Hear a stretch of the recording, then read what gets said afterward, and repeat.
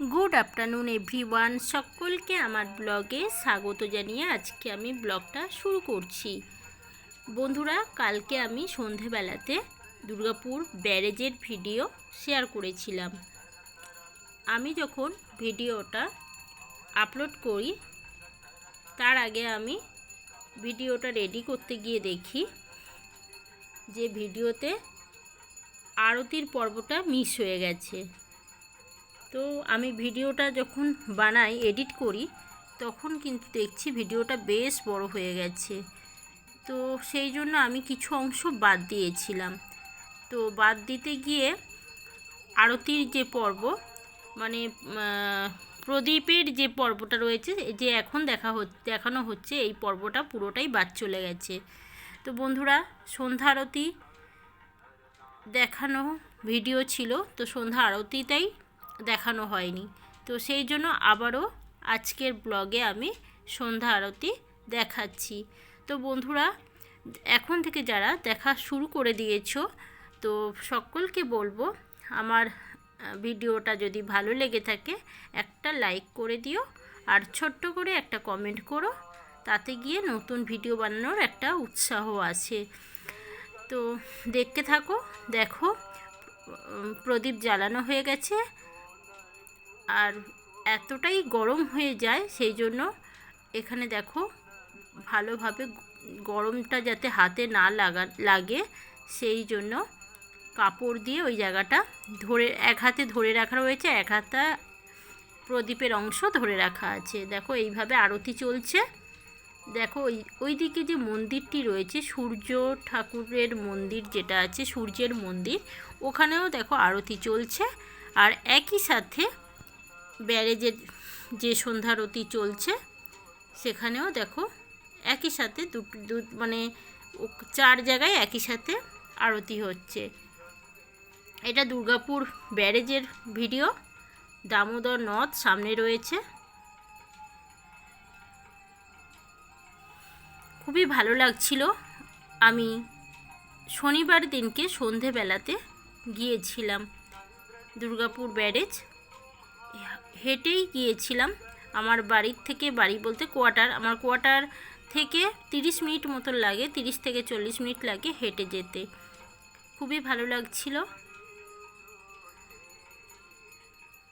সকলের পক্ষে বেনারস যাওয়া সম্ভব না। বেনারস ঘাটের আরতি দর্শন করতে খুবই ভালো লাগে, কিন্তু সকলের পক্ষে যাওয়া সম্ভব হয়ে ওঠে না। তো সেক্ষেত্রে দেখো, এখন সব জায়গার ঘাটগুলোতে সন্ধ্যারতি হয়ে থাকে এইভাবে। তো এখানেও দুর্গাপুর ব্যারেজেও দেখো সন্ধ্যারতি হচ্ছে। এই ঘাটটা বিসর্জন ঘাট নামেও পরিচিত, যেহেতু এখানকারের লোকাল যে ঠাকুর বিসর্জন করা হয়, তা এ ঘাটেই করা হয়ে থাকে। তো আসার পথে আমাকে জিজ্ঞাসা করা হচ্ছিল যে আমি কোন দিকে যাব, ব্যারেজের দিকে। আমি ব্যারেজ আসবো, তখন জিজ্ঞাসা করাতে উনি একজন বললেন যে বিসর্জন ঘাটের দিকে যাবেন। তো আমি তাই বলাতে তো চলে আসি আমি।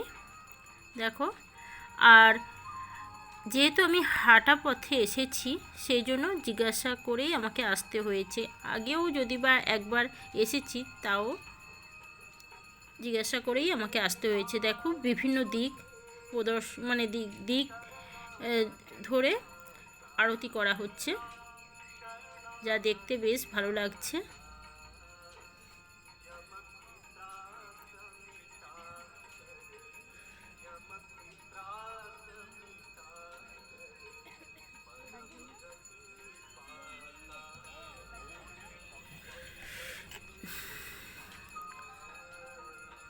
খুবই ভালো লাগছিল দেখতে।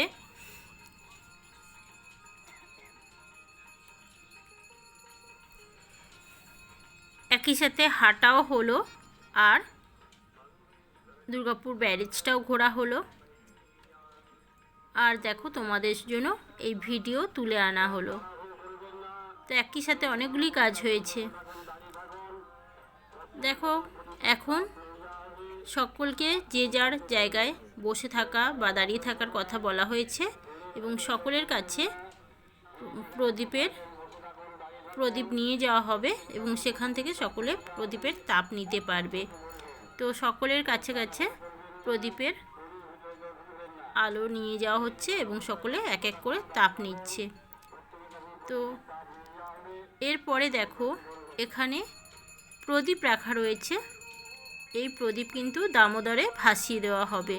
তো 10 টাকার বিনিময়ে সকলে প্রদীপ কিনে নিয়ে ভাসাতে পারে। আর এখানে দেখো কর্পূর হয়তো জ্বলছে, কর্পূরদানি আরতি করা হচ্ছে। দেখো কি তাপ, সকলে তাপ নিচ্ছে। আর এই তাপ নিতে বেশ ভালো লাগে। অনেককে দেখি যে এই তাপ আবার শাড়ির আঁচলে করে তাপ নিয়ে রাখে এবং বাড়ির কোনো সদস্য যদি না নিয়ে থাকে বাড়িতে এসে তাকে আবার সেই তাপ দেওয়া হয়। তো সকলে তাপ নিচ্ছে, আমিও নিয়ে নিলাম তাপ। আর এদিকে দেখো আরতি চলছে, এক এক করে সকল আরতি শেষ হবে।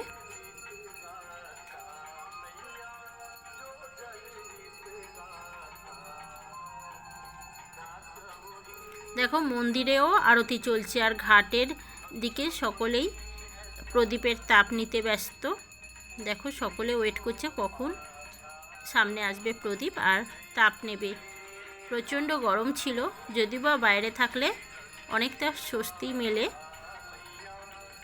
কারণ ঘরে বেশি কষ্ট হয়। বিকেলের দিকে মনোরম পরিবেশ, অনেকটা ঠান্ডা হয়।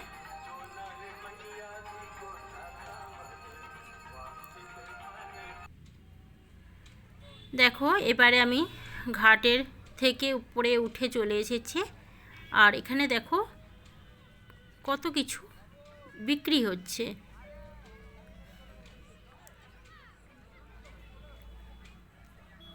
এই যে ছাদটার নিচে যে বিক্রি হচ্ছে সকল জিনিসগুলো, এগুলো কিন্তু দেখতে বেশ ভালো লাগছিল। সব কিছুই রয়েছে, খাবার জিনিস, আইসক্রিম, আমুলের আইসক্রিম রয়েছে, ক্রিম বেলের আইসক্রিম রয়েছে, মোমো রয়েছে, ঝালমুড়ি রয়েছে, খুবই ভালো লাগছিল। আর এইদিকে দেখো এখানেও আরেকটা ঝালমুড়ি। আর এই রাস্তাটা চলে যাচ্ছে বাঁকুড়ার দিকে, বাঁকুড়ার দিকে এই রাস্তাটি চলে যাচ্ছে। দেখো বাঁকুড়ার রাস্তার দিকে চলে যাচ্ছে। এই রাস্তাটি আবার স্টেশন থেকে বাঁকুড়ার দিকে যাওয়া যায় বা বাঁকুড়া থেকে স্টেশন, দুর্গাপুর স্টেশনেও আসা যায়। এখানেও দেখো ভুট্টা বিক্রি হচ্ছে, ভুট্টাটা আগুনে পুড়তে দেওয়া হয়েছে। দেখো কি সুন্দর গনগনে আগুন নে ভুট্টাটা পুড়ছে।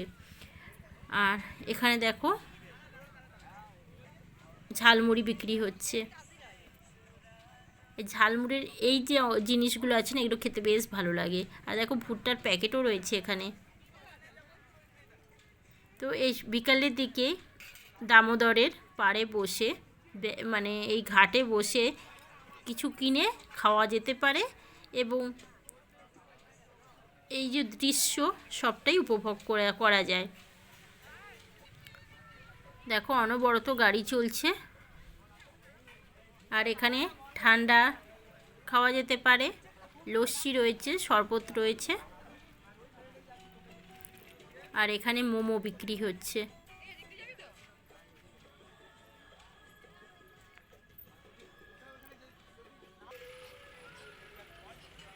তো এখানে বসে সকলে মোমো খাচ্ছে। আর দেখো চলে এলাম আইসক্রিমের জায়গায়।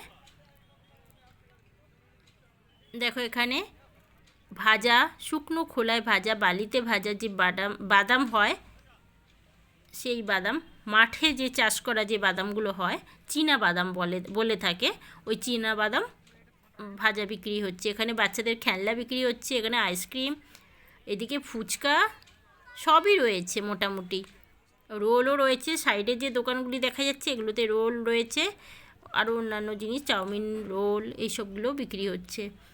দেখো সেই যে দূরে দেখা যাচ্ছিল মন্দিরটা, দূরে দেখা যাচ্ছে। আর এখানে দেখো এখানে মোমো বিক্রি হচ্ছে, মোমো। দেখো মোমোটা দেখাচ্ছি।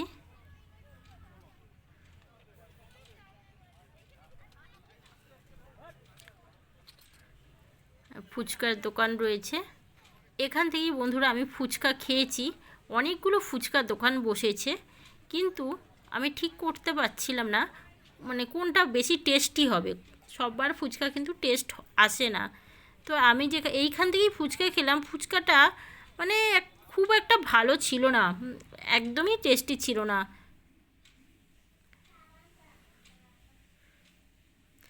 তো বন্ধুরা এখন ব্যারেজ থেকে বাড়ি আসার পালা। তো ব্যারেজ থেকে বাড়িতে আসার মুহূর্তে তো দুর্গাপুর ব্যারেজের ঠিক পাশেই রয়েছে মা ছিন্নমস্তার মন্দির। এখানে আমি মন্দির ঢুকি এবং মাকে দর্শন করি। দেখো মায়ের মন্দিরে আমি চলে এসেছি। এই জায়গায় আলোটা খুবই কম, যার জন্য একটু অসুবিধা হয়েছে, এটুকু মানিয়ে নিও বন্ধুরা। দেখো ঘড়িতে বাজে 7:30 বাজতে চলেছে। গরমকালের 7:30 কিছুই নয়, সবে সন্ধে হয়েছে। আর দেখো যে কোনো মন্দিরে এসে এই ঘণ্টার ধ্বনি বাজাতে কিন্তু বেশ ভালো লাগে। আমি যে কোনো মন্দিরে আসলে সবার আগে কিন্তু এই ঘণ্টাটা বাজাই, এটা আমার খুব ভালো লাগে। দেখো ঠাকুরমশাই মন্দিরে আসার মুহূর্তেই আমাকে একটা মায়ের টিকা পরিয়ে দিল এবং আমার হাতের নোয়াতে সিঁদুর লাগিয়ে দেওয়া হলো। আর মায়ের প্রসাদি ফুল ও প্রসাদ আমাকে দেওয়া হলো। তো দেখো মাকে দর্শন করো বন্ধুরা। ছিন্নমস্তার মন্দির। মা ছিন্নমস্তা দেবী দুর্গা প্রচণ্ড ক্রোধিত হয়ে গিয়ে কৃষ্ণ বর্ণ ধারণ করে এবং কালী রূপে হয় এবং তার সহচরীরা থাকে এবং এতটাই রেগে যায় মা যে যখন সহচরীরা মায়ের কাছে রক্ত চায় তখন মা নিজের মুন্ডু কেটে সেই রক্ত সহচরীদের দেওয়া হয়। মা যখন অসুর নাশ করছিল দেখো তখন মা নিজের গলা কেটে ফেলে এবং সহচরীরা এতটাই রক্তপিপাসু হয়ে যায় তখন মা তাদেরকে রক্ত দেয়। তো দেখো মা নিজের গলা কেটে মা নিজেও রক্ত খাচ্ছেন এবং সহচরীরাও রক্ত খাচ্ছেন।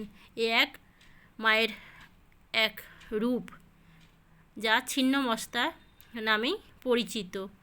দেখো সহচরীরাও রক্ত খাচ্ছে।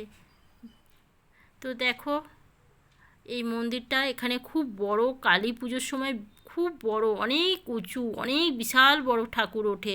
কত হাট যেন, কত ফুট, প্রত্যেক বছর নাকি মানে ঠাকুরের লম্বায় উচ্চতা নাকি আরও বাড়ে নাকি। তো আমি বিয়ের পরপর এসেছিলাম একবার। তো এবারে যদি কালী পূজায় বাপের বাড়িতে থাকি, এই বাপের বাড়ি বলছি শ্বশুরবাড়িতে থাকি, অবশ্যই তোমাদের সাথে শেয়ার করব, ইচ্ছা আছে। আর দেখো এখানে শিব মন্দিরও রয়েছে পাশে। এখন মন্দিরের বাইরের দিকটায় চলে এসেছি আর এখান থেকে দেখো শিব মন্দির দেখা যাচ্ছে। দেখো পাশেই রয়েছে শিব মন্দির। এই যে শিবরাত্রি গেল, এখানে খুব বড় করে শিবরাত্রি পুজো হয়। তো বাড়ি থেকে অনেকটা দূর আছে, তো সেই জন্যই 30 মিনিট মতন হাঁটা পথ, সেই জন্য আমার আর আসা হয়নি। তো যাই হোক বন্ধুরা, আশা করছি তোমাদের ভালো লেগেছে আজকের এই ভিডিওটা। তোমরা সকলে আমার পাশে থেকো, আমাকে এগিয়ে যেতে সাহায্য করো। তোমরা ছাড়া কিন্তু আমার কোনোভাবে এগিয়ে যাওয়া সম্ভব না। দেখা হচ্ছে নেক্সট ব্লগে। টাটা বাই, ভালো থেকো।